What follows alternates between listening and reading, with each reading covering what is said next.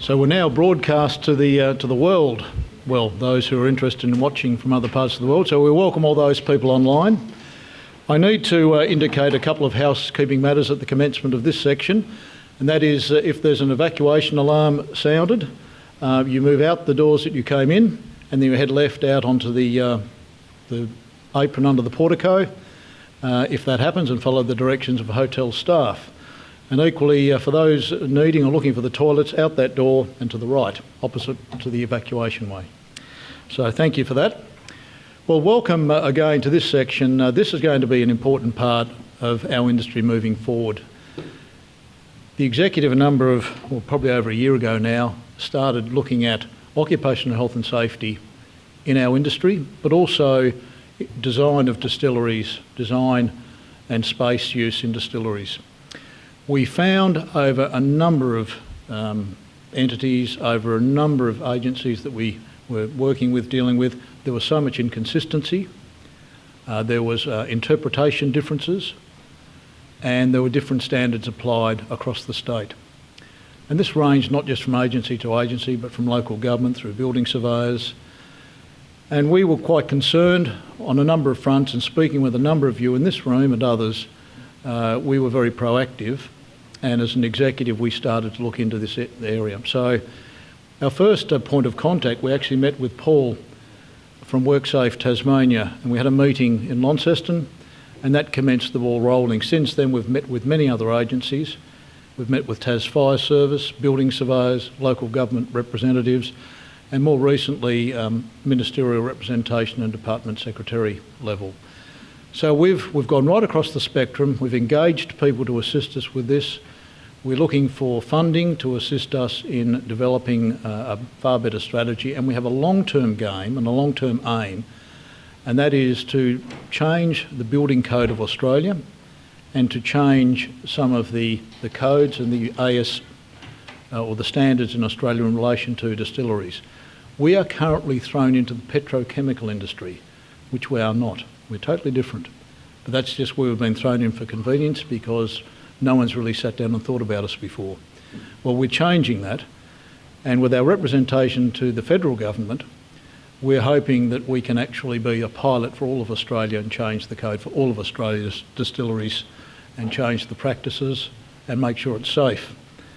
And Cameron, in your presentation earlier, it was great to hear you talk about the training aspect, because that's another arm that we want to make sure that distillers, as an adjunct to this, at least receive some formal training in relation to the operation of stills and a bit more knowledge about what they do in their particular distilleries. So it's an exciting time, and it's great that we have people with us today who are experts in this field who are going to take us through some of the issues that I've just mentioned and other issues.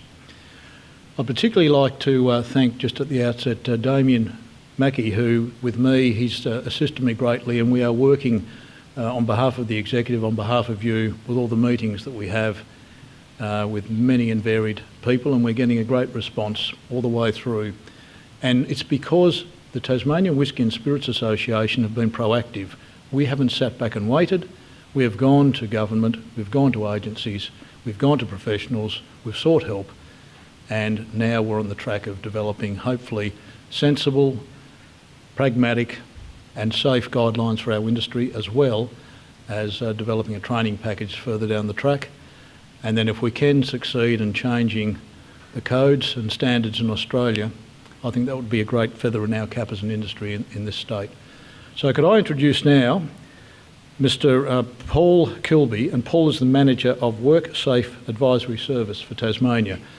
And it's been great engaging with Paul so far over these past few months, and thank you, Paul, for being receptive to our industry and for what you and your organisation is doing. Paul will now take us through the next hour and a bit, so please welcome Paul Kilby.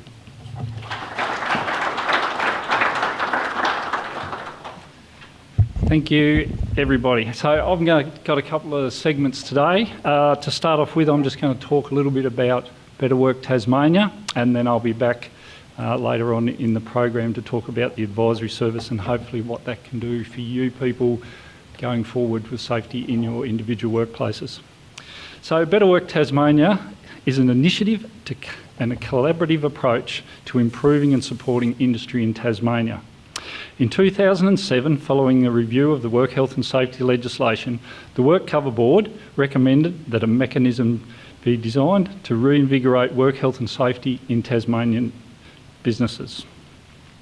After 18 months of community consultation, over 3,000 employers and their workers, from businesses and organisations large and small, were asked what they thought was needed to invigorate work health and safety in that landscape. A group consisting of representatives of numbers of Tasmanian businesses worked together, resulting in feedback. And from that feedback, Better Work Tasmania platform was developed.